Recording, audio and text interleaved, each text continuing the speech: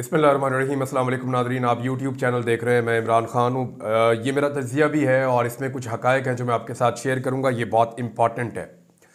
इस वक्त नवाज़ शरीफ अमेरिका में क्यों गए हैं और शहबाज शरीफ सऊदी अरब क्यों गए हैं, इन चीज़ों को ज़रा आपको थोड़ा सा समझना पड़ेगा। गुज़िश्ता चंद दिनों से अमेरिका में और यूरोप में, बरतानिया में, हर तरफ से पाकिस्तान में इंसानी हुकूक़ की खिलाफ वर्जियों के ख़िलाफ़ बहुत ज़्यादा आवाज़ें उठ रही हैं। जो उनके पार्लियामेंटेरियंस हैं वो इसके बारे में खतूत लिख रहे हैं। 62 के करीब जो अमेरिकी कांग्रेसमैन हैं उन्होंने ख़त लिखा जो बाइडन को, और जो बाइडन को वो ख़त मौसूल हो गया है। जो बाइडन का जो टाइम है वो ख़त्म हो रहा है और नेक्स्ट ईयर जो है वो डोनाल्ड ट्रंप के आने के इम्कानात बढ़ते चले जा रहे हैं। इलेक्शन काफ़ी टफ है। वहाँ पे जो डेमोक्रेट्स की कैंडिडेट हैं कमला हैरिस, उनकी पोजीशन बहुत कमज़ोर नहीं है, लेकिन डोनाल्ड ट्रंप भी बहुत आगे नहीं है। लेकिन फ़िलहाल आप ये कह सकते हैं कि इस वक्त डोनाल्ड ट्रंप कुछ आगे चल रहे हैं। तो ऐसी सूरत हाल में पाकिस्तान के अंदर जो पूरा सिस्टम है उसे परेशानी लाहक हो गई है कि अगर डोनाल्ड ट्रंप आ जाएगा तो जो बाइडन की पॉलिसी तब्दील हो जाएगी, और जो बाइडन की पॉलिसी तब्दील होने पर पाकिस्तान में रिजीम चेंज ऑपरेशन से लेकर अब तक जो कुछ भी हुआ है उस पर सवालात उठने लगेंगे। अमेरिका की जो मौजूदा हुकूमत है उसने कुछ ना कुछ करके पाकिस्तान में जो कुछ भी होता रहा उसके ऊपर न सिर्फ आंखें बंद रखी बल्कि आलमी सतह के ऊपर भी इस मसले को ज़्यादा उठने नहीं दिया। लेकिन इसके बावजूद ये फस्तायत थी इतनी बड़ी, यहाँ जुल्म इतना ज़्यादा हुआ है कि उसकी बेशुमार मिसालें अब मौजूद हैं। नवाज शरीफ क्या लेने गए अमेरिका में, ये मैं आपको बताऊंगा, और शहबाज शरीफ क्या लेने गए सऊदी अरब में, ये आपको बताऊंगा। एस्टेब्लिशमेंट इसमें क्या कर रही है और पीएमएलएन के लिए और पीपल्स पार्टी के लिए परेशान होने वाली कौन सी चीज़ें हैं, ये सब आपको बताता हूँ। लेकिन फस्तायत की एक मिसाल और मैं आपके सामने रख देता हूँ। मैंने आपसे बताया था चौधरी इम्तियाज़ जो मंडी बहाउद्दीन से एमएनए बने थे और उन्होंने 2 लाख से ज़्यादा वोट लिए थे। बहुत बड़ी तादाद में लोगों ने इनको वोट डाले थे और ये एमएनए बन गए थे। इनके ऊपर एस्टेब्लिशमेंट दबाव डाल रही थी कि ये वोट डाल दें आईनी तरमीम के हक में। इससे पहले इनको गिरफ्तार किया गया, उसके बाद फिर इन्हें अगवा किया गया, फिर इनकी वालदा की वीडियो बाकायदा मैंने ही जारी की थी और उसके बाद कुछ दिनों के बाद इनको रिहा किया गया, लेकिन इन्हें एंटी करप्शन के हवाले कर दिया गया। बाद में जब ये आज़ाद हुए तो ये खैबर पख्तूनख्वा चले गए और वहाँ पर रूपोश हो गए और इन्होंने इमरान खान से गद्दारी से इनकार कर दिया। इनके घर वालों के ऊपर क्या गुजरी है उसकी सिर्फ चंद झलकियाँ हैं जो मैं आपके साथ शेयर करता हूँ। इनकी भाभी ने जो स्टेटमेंट दिया, अगर आप उसको सुन लें तो आप हिल जाएं। आप ये सोचने पर मजबूर हो जाएं कि क्या पाकिस्तान के रियासती इदारे जो ये क्लेम करते हैं कि वो माओ और बहनों की इज्जत के रखवाले हैं, उन्होंने क्या वाकई इज्जत की है? जो चीज़ें उन्होंने बताई वो मैं आपको बता देता हूँ। वो ये कहती हैं कि 11 अक्टूबर की रात को हमारे घर के अंदर 15 से 20 अफराद ने धावा बोल दिया और उन्होंने ठुड्डे मार मार के हमारा दरवाज़ा खुलवाया मेरे कमरे का, ये ऊपर टॉप पे रहती हैं।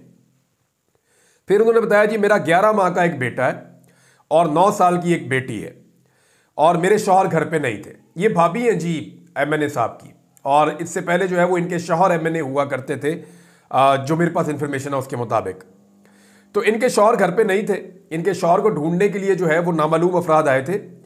उन्होंने इनकी 9 साल की बेटी को घुटने से पकड़कर घसीट कर बेड से उतारा और इनके बेटे को भी बाजू से घसीट कर बेड से नीचे गिरा दिया और फिर इनकी बेटी को तस्वीर दिखाई उसके वालिद की और पूछा कि ये कौन है।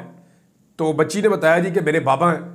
तो उन्होंने कहा ये किधर है तुम्हारा बाप, बताओ ये कब आया था।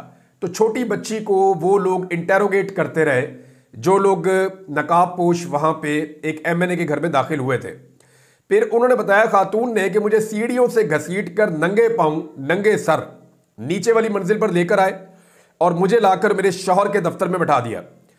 एक नकाबपोश जो है वो अपना पसीना पोंछने के लिए बार बार अपना मास्क उतारता था, तो मैंने उसको पहचान लिया और मेरे पाँव के ऊपर अपना बूट रख के, अब ये मैं आपको बता रहा हूँ कि एक एमएनए के घर की खातून है, साबिक एमएनए की गालिबन वाइफ है, वो ये बता रही है कि मैं नंगे पाँव थी, मेरे पाँव के ऊपर अपना बूट रख के उसने दबाव डाला ताकि मुझे तकलीफ हो और फिर मुझे कहा कि अपने शौहर को फ़ोन करो। मैंने कहा जी मेरा कोई उनसे रब्ता नहीं है, मैं घरेलू खातून हूँ, मैं क्या करूँ। तो मुझे तशद्दुद किया गया, गंदी गालियाँ दी गई, नहायत बदतहजीबी और बदतमीज़ी की गई और जो कुछ ज़ुबान वहाँ इस्तेमाल की गई मैं उसे यहां पे दोहरा नहीं सकती। उन्होंने कहा जी कि 3 लोगों ने बदतरीन सलूक किया मेरे साथ और ये तीनों लोग नकाबपोश नामालूम अफराद थे। उनके ऑफिसर ने कहा कि इसको उठाओ और इसके बच्चों को भी उठाओ और अपने साथ ले जाओ। लेकिन बाकी लोगों ने ज़्यादा बदतमीजी नहीं की, कुछ का सलूक अच्छा था, लेकिन 3 लोगों ने बहुत बदतमीजी की है। हमारे मुलाजमीन को बदतरीन तशद्दुद का निशाना बनाया। वो चिल्लाते रहे, किसी की उंगली तोड़ दी, किसी का बाजू तोड़ दिया। एक मुलाजिम जो था उसके कपड़े उतार के उसे इस्त्री गर्म करके भी लगाई गई कि बताए कि मेरा शौहर कहाँ है। उन्होंने कहा उसके बाद मैं सदमे में चली गई और 2 दिन में अस्पताल में रही और 9 बजे ये लोग आए थे और रात 1 बजे तक तशद्दुद करते रहे। मैं वो सारा कुछ नहीं बता सकती, मुझे बहुत शर्म आ रही है। मुझे और मेरे बच्चों को मारने की धमकियां भी दी गई हैं। क्या ये सब लोग माओं और बेटियों और बहनों वाले नहीं थे? क्या हमारे घर में ये सब कुछ करते हुए उनको अपनी माएँ, बेटियां और बहनें नजर नहीं आई? मुझे बताते हुए भी शर्म आ रही है। वो जान से मारने की धमकियां देकर गए। हमने 15 पर कॉल की। मैंने बाद में अपने शौहर से रब्ता किया तो उन्होंने कहा जी 15 पे कॉल करें पुलिस को। मैंने पुलिस को कॉल की। 4 बजे मैं थाने गई, दरखास्त दी तो उन्होंने कहा जी हम मजबूर हैं और आप जानती हैं सब कुछ के क्या हो रहा है, तो आप पर दहशतगर्दी का पर्चा देना पड़ जाएगा और फिर आपको भी उठाकर ले जाएंगे। ये बात पुलिस वालों ने उल्टा धमकियां लगाना शुरू कर दी। उन्होंने कहा जी ना तो हमारी पुलिस बात सुनती है, ना हमारी बातें अदालत सुनती है, तो फिर हम कहाँ जाएं? इस मुल्क में इंसाफ कहाँ है? अब ये तो हैवानियत है। इसको तो सदर पाकिस्तान जो साबिक हैं आरिफ अलवी साहब, उन्होंने भी कहा, उन्होंने कहा ये तो हैवानियत है, ये इंसान तो ऐसा नहीं कर सकते। और ये क्यों किया गया? देखें, क्या एक आईनी तरमीम, ऊपर से ऑफिसर ने कह दिया कि ये आईनी तरमीम चाहिए, तो क्या इतनी ज़रूरी चाहिए कि आप औरतों के नंगे पाँव के ऊपर बूट दबा के खड़े हो जाएंगे? क्या कहीं इंडिया पे हमला कर दिया था, या कोई दुश्मन मुल्क था, या कोई दुश्मन फोर्स थी, या कोई एटमी राज है जिनको उगलवाना था? यानी मेरी समझ से बाहर है कि सियासतदानों का काम है आइन में तरमीम करना, मुल्क को चलाना, तो सियासतदानों के काम उनके ऊपर छोड़ दें। लेकिन इमरान खान की मुखालफत में, इमरान खान की जिद में यह निज़ाम वहां तक जा चुका है कि अब अपने सारे कपड़े उतार कर चौक में नंगा खड़ा है। और ये खवातीन जो हैं, ये बच्चे जो हैं, कल आपसे प्यार करेंगे, ये आपसे प्यार नहीं करेंगे।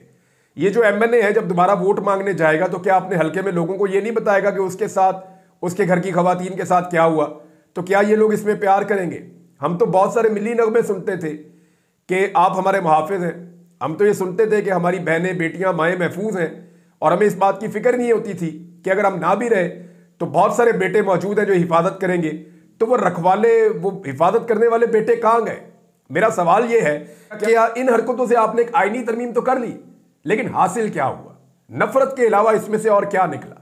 लोग दूर होते चले जाएंगे, अपने इदारों से लोग नफरत करेंगे, और ये बदकिस्मती से खुद ऐसी सूरत पैदा कर रहे हैं जिससे लोग मुतनफर हो रहे हैं। अब ये खातून की जबान तो बंद नहीं कर सकते, आज नहीं बोलती कल बोल देती, परसों बोल देती, आहिस्ता आहिस्ता बाकी लोग भी बोलेंगे, वो बताएंगे उनके साथ क्या हुआ है। यानी जिस दिन मैंने सारा कुछ बताया कि मेरे साथ क्या हुआ है, पूरी कहानी मैंने वैसे एक रिकॉर्डिंग करके रखी हुई है उर्दू में और अंग्रेजी दोनों जबानों में, कि अगर मुझे खुदा ना खास्ता कुछ हुआ या दोबारा गायब किया गया तो वो सारी कहानी पूरी दुनिया में चल जाएगी और एक एक चीज पूरी दुनिया को पता चलेगी कि हमारा निज़ाम और हमारा सिस्टम किस तरीके से ऑपरेट करता है और किस हद तक गंदा हो चुका है, गलीज हो चुका है। बहरहाल अब आ जाते हैं नवाज शरीफ। अब ये इंसानी हकूक़ की खिलाफ वर्जियाँ हैं जिनके बाद दुनिया में आवाज़ें उठ रही हैं। अब नवाज शरीफ अमेरिका पहुँचते हैं, इस पे मुहित पीरज़ादा ये कह रहे हैं कि नवाज शरीफ जहाँ पे आए हैं अमेरिका में, वाशिंगटन, यहाँ पे कोई ऐसी मेडिकल फैसिलिटीज़ नहीं है जिनके लिए वो आए हैं, तो लिहाजा वो अमेरिकन एस्टेब्लिशमेंट से मुलाकातें करने के लिए आए। ये बात आप अपने जहन में रखें। शहबाज शरीफ गए हैं सऊदी अरब और वो मोहम्मद बिन सलमान के जो करीबी लोग हैं उनको कायल करेंगे इस बात पे कि आप मोहम्मद बिन सलमान के साथ कुछ थोड़ा सा ऐसा माहौल बनाएं, क्योंकि मोहम्मद बिन सलमान डोनाल्ड ट्रंप के बहुत करीब है। ऐसा लगता है कि PMLN ने यह भांप लिया है कि अमेरिका में डोनाल्ड ट्रंप की हुकूमत आ रही है, तो इसलिए डोनाल्ड ट्रंप को वो टैकल कर नहीं सकते। उन्हें इस बात का आइडिया भी है कि डोनाल्ड ट्रंप को बेवकूफ़ भी हम नहीं बना सकेंगे, और मिलिट्री एस्टेब्लिशमेंट या पाकिस्तान की दीगर जो एस्टेब्लिशमेंट है, इंटरनेशनल एस्टेब्लिशमेंट, डोनाल्ड ट्रंप उनसे भी टक्कर दे लेता है। तो ऐसी सूरत हाल में मोहम्मद बिन सलमान, उन्हें लगता है कि वो एक ऐसी शख्सियत है जिसके डोनाल्ड ट्रंप के साथ बड़े शानदार ताल्लुकात हैं, तो मोहम्मद बिन सलमान के जरिए से इमरान खान का पत्ता साफ किया जाए। दूसरा, डोनाल्ड ट्रंप की जो एस्टेब्लिशमेंट है उसको नवाज शरीफ अगर गए मिलने के लिए तो वो क्या ऑफर कर सकते हैं। मैं चंद चीजें आपके सामने रख देता हूं कि इमरान खान से जान छुड़ाने के लिए नवाज शरीफ और शहबाज शरीफ अमरीकी एस्टेब्लिशमेंट को क्या ऑफर कर सकते हैं। देखिए, ये सब जानते हैं, तमाम दिफाई तज्जियाकार ये कहते हैं कि पाकिस्तान को अमेरिका हमेशा सऊदी अरब के थ्रू कंट्रोल करता है। तो वजीर आजम पहुंच गया सऊदी अरब और वजीर आजम का बड़ा भाई जो साबिक वजीर आजम है वो पहुंच गया अमेरिका। तो इसको आप हादसाती तौर पर ना लेंगे, ये दौरे हो रहे हैं, ये हंगामी दौरे हो रहे हैं। ये अमेरिकन एस्टेब्लिशमेंट को मेरी दानिश में इसके ऊपर कोई पक्की खबर तो नहीं दी जा सकती, ये खुफिया है सारा कुछ, लेकिन जो दिमाग समझता है या जो हालातों वाकयात बताते हैं, मेरी दानिश में ये कोई डील लेकर गए हैं। ये क्या दे सकते हैं अमेरिका को, क्या ऑफर कर सकते हैं। तो 4-5 चीजें हैं जो मैंने शॉर्टलिस्ट की हैं जो ये दे सकते हैं और माजी में इनका ट्रैक रिकॉर्ड भी है। नंबर 1, ये ईरान पर अमरीकी हमले की सूरत में या इसराइली हमले की सूरत में ये ईरान का साथ नहीं देंगे, बल्कि ये अमेरिका की साइड पे खड़े होंगे। नंबर 1 तो ये ऑफर किया जा सकता है। नंबर 2, इसराइल की खामोश हमायत पाकिस्तान जारी रखेगा। जैसा कि आप देख रहे हैं कि जो भी इसराइल के खिलाफ एहतजाज करने के लिए पाकिस्तान में निकलता है उसके ऊपर पाकिस्तान में अटैक कर दिया जाता है, लोगों को गिरफ्तार किया जाता है। इसराइल का झंडा जो है फ़लस्तीन का उठाने की पाकिस्तान में इजाज़त नहीं है और इसराइल के खिलाफ आप एहतजाज करें तो आपको दहशतगर्दी के मुकदमे में गिरफ्तार किया जाता है। फ़लस्तीनियों के हक में अगर आप निकले तो भी आपको गिरफ्तार किया जाता है। तो एक ये बहुत सारे विजुअल्स इनके पास मौजूद हैं जिससे ये बताएंगे कि इसराइल के लिए हम गुंजाइश पैदा कर सकते हैं और ये बहुत बड़ी ख्वाहिश है अमेरिका की और इसराइल की कि किसी तरह पाकिस्तान हमारे लिए गुंजाइश पैदा करे। इमरान खान पे ये दबाव डाला भी जाता था, इमरान खान ये बात नहीं माने थे। तीसरा, चीन से दूरी, और ये इस सिलसिले का तो आगाज हो चुका है। आप सब अच्छी तरह जानते हैं, बाकायदा इस पर रिपोर्ट्स आ चुकी है कि आइंदा कितने सालों में पाकिस्तान कौन कौन सी चीजें चीन की बंद कर देगा और कहां से पाकिस्तान चीन से अपने आप को पीछे हटा लेगा। ये बाकायदा रिपोर्ट्स आ चुकी है, मुझे कुछ कहने की और बताने की जरूरत नहीं है। नंबर 4, अफगानिस्तान में जो पाकिस्तान के ताल्लुकात हैं अफगानिस्तान के साथ, उनको अमेरिका की मर्जी के मुताबिक पाकिस्तान चलाएगा। यानी आप ये देखें कि अभी पाकिस्तान में शंघाई ताउन तंजीम का इजलास हुआ तो पाकिस्तान ने इंडिया के बारे में कोई नेगेटिव बात नहीं बोली, बहुत पॉजिटिव बोला, इंडिया के बारे में बहुत अच्छी बातें की। नवाज शरीफ ने कहा कि मैं चाहता हूं कि मोदी साहब पाकिस्तान तशरीफ लाएं। नवाज शरीफ ने कहा कि मैं चाहता हूं कि इंडिया और पाकिस्तान तिजारत करें, हम सस्ती बिजली, चाहे पाकिस्तान में हम महंगी बनाएंगे लेकिन इंडिया को हम सस्ती बिजली बेचेंगे क्योंकि इंडिया की तरक्की हमें बहुत अजीज है। तो नवाज शरीफ साहब ने यह सब कुछ बताया कि जनाब इंडिया के हम करीब जा रहे हैं, जबकि सेम टाइम में अफगानिस्तान के ऊपर पाकिस्तान ने उंगलियां भी उठाई और अफगानिस्तान के ऊपर पाकिस्तान ने इल्जामात भी लगाए। ये पाकिस्तान के वजीर आजम ने किया। तो इससे पाकिस्तान ये बता रहा है कि जनाब अमेरिका की पॉलिसी चलेगी अफगानिस्तान के और इंडिया के मामले में। और पांचवा जो पाकिस्तान ऑफर कर सकता है वो ये है कि भारत और कश्मीर को लेकर पॉलिसी पे यू टर्न, और वो यू टर्न तो पाकिस्तान पहले ही ले चुका है। आपको याद होगा हामिद मीर साहब की खबर थी, वैसे भी सारी दुनिया को पता है कि जनरल बाजवा लाना चाह रहे थे पाकिस्तान में नरेंद्र मोदी को, लेकिन इमरान खान साहब ने उनके इस्तकबाल से इनकार कर दिया था। तो उसके बाद जो है वो नवाज शरीफ साहब ने इस ख्वाहिश का इजहार किया कि नहीं उनको आना चाहिए पाकिस्तान में। तो जो पाकिस्तान की एस्टेब्लिशमेंट सोचती है वही लगभग शरीफ खानदान सोचता है। तो ये चीजें शरीफ खानदान ऑफर कर सकता है अमेरिका को। अब इसके बदले में क्या अमेरिका इमरान खान से छुटकारा देगा शरीफ खानदान को, क्योंकि पाकिस्तान में जो फस्तायत ज़दा हुकूमत है उसकी तवालत चाहते हैं ये लोग। अब इस खानदान को जो है वो अमेरिकन एस्टेब्लिशमेंट को समझाना है। तो ये काम पहले तो पाकिस्तानी एस्टेब्लिशमेंट करती थी, अब क्यों नहीं कर रही। देखिए, मैंने आपको हाल ही में ये खबर भी दी थी और डॉन के अंदर बाकायदा इसके ऊपर पूरा आर्टिकल छपा हुआ है कि 40 करोड़ रुपया खर्च किया इस्लामाबाद के एक थिंक टैंक ने, और ये अवाम का पैसा है जिसको खर्च किया गया है, जिस पे मलिहा लोधी साहिबा ने एतराज़ भी किया था कि अमेरिका में लॉबिंग की जाए मौजूदा हुकूमत के लिए। तो अमेरिका में बाकायदा लॉबिंग शुरू कर दी गई है, अब मुलाकातें अरेंज की गई हैं। लिहाजा सऊदी अरब से जाके वज़ीर आज़म एंगेजमेंट करेंगे और सऊदी अरब को क्या देना है वो शहबाज शरीफ अच्छी तरह जानते हैं। दूसरी जानिब नवाज शरीफ जो है वो जाकर अमेरिका में एंगेजमेंट्स करेंगे। तो ये दोनों भाई मिलकर अब वो ड्यूटी कर रहे हैं जो पाकिस्तान की एस्टेब्लिशमेंट की थी। पाकिस्तान की एस्टेब्लिशमेंट ने ऐसा लगता है कि अपने आप को थोड़ा सा पीछे हटा दिया है। उसकी वजह मैं आपको बताता हूं कि मरियम नवाज का एक घबराहट वाला स्टेटमेंट सामने आया। मरियम नवाज ने कुछ जुमले बोले जो बहुत अजीब हैं। एक तो उन्होंने बड़ा क्लियरली आज के स्टेटमेंट में ये कह दिया कि फितना उन्होंने इमरान खान को ही कहा था, यानी कल जिस फितने के खात्मे की उन्होंने बात की थी या जिसको मारने की उन्होंने बात की थी, आज उन्होंने करार दिया कि वो इमरान खान ही है। पाकिस्तान के इदारों से उन्होंने एक दरख्वास्त की है मरीम नवाज ने, और इदारों को ये कहा है कि वो होश के नाखून लें। इसमें मरीम नवाज ने अदलिया का नाम भी लिया है और पाकिस्तान की फौज का नाम भी लिया है। तो मरीम नवाज ने कहा कि ये इमरान खान है जी सबसे बड़ा फितना, ये लोगों के बच्चों को मरवाना चाहता है, इस फितने से डील करें, इसे कुचल दें, और वैसे ही जैसे कुरान पाक में लिखा है। एक तो आप किसी को फितना कह नहीं सकते। फिर मरीम ने कहा जी कि पाकिस्तान की अदलिया ने, पाकिस्तान के फौजियों ने, पाकिस्तान के लोगों ने और हमने सबने, हमारे बच्चों ने यहाँ पाकिस्तान में ही रहना है। तो ये तो एक चिट्टा झूठ है। ना मरीम नवाज ने पाकिस्तान में रहना है, ना इसके भाइयों ने रहना है। इसके भाई तो है ही नहीं पाकिस्तानी शहरी, वो तो बरतानवी शहरी हैं। नवाज शरीफ जो है फौरी तौर पे निकल गए हैं। जैसे ही इनका इक़्तिदार ख़त्म होगा ये अपने अपने देश में भाग जाएंगे। इनके कारोबार बाहर, इनकी औलादें बाहर, इनकी एजुकेशन बाहर, इनका इलाज बाहर, इनकी छोटी बड़ी सर्जरियाँ बाहर, इनका हर चीज़, इनके घर जायदादें सारे बड़े आज़मों में फैली हुई हैं। ये पाकिस्तान के अंदर सिर्फ इक़्तिदार करने आते हैं, यहाँ पैसा वैसा बनाते हैं, यहाँ पे इक़्तिदार के मज़े लूटते हैं। वैसे ये गैर मुल्की हैं, ये बाहर रहते हैं। जैसे अंग्रेज़ आया था ना यहाँ हुकूमत करने के लिए, अब ये अंग्रेज़ों के लोग हैं, ये यहाँ पे हुकूमत करने के लिए आते हैं।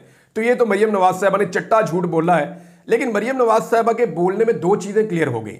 एक तो धमकी उन्होंने इमरान खान साहब को लगाई है, और दूसरी जो चीज़ क्लियर हुई वो ये हुई कि अब ऐसा लगता है कि बराह रास्त मरीम नवाज इदारों से बातचीत शायद नहीं कर पा रही।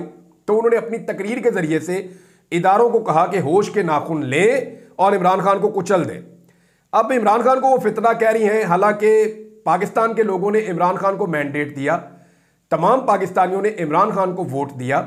इमरान खान पाकिस्तान में 2/3 अक्सरियत से ज़्यादा कामयाब हुए और उनकी पाकिस्तान के 3 सूबों में और वफाक में हुकूमत है। लेकिन इन्होंने इमरान खान साहब से वो हुकूमत छीन ली है, इमरान खान साहब के साथ ज्यादती की है। अब उनको फितना कैसे करार दे सकते हैं?